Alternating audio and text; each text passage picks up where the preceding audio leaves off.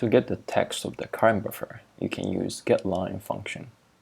You pass in the line number that you want, and it returns the text from that line.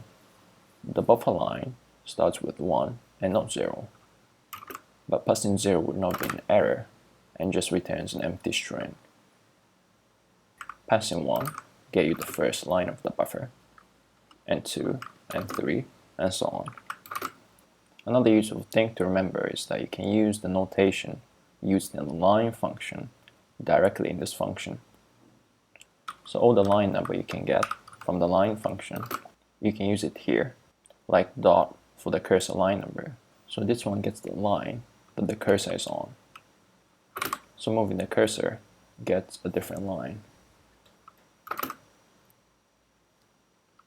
Or dollar symbol for the last line of the buffer.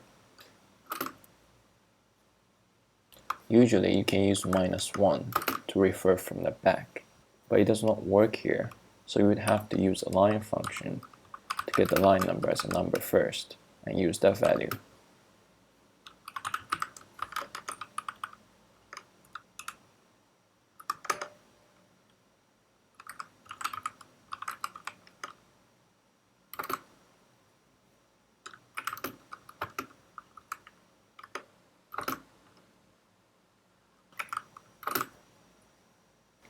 If you want to get a range of lines, you can pass a second argument, and that will become the ending line and returns them in the list.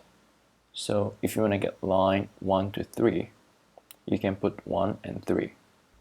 And remember that end line is inclusive, so it includes line 3.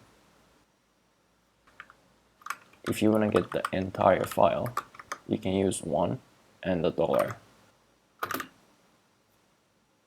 If there is any empty line in the range, there will be an empty string inside the list.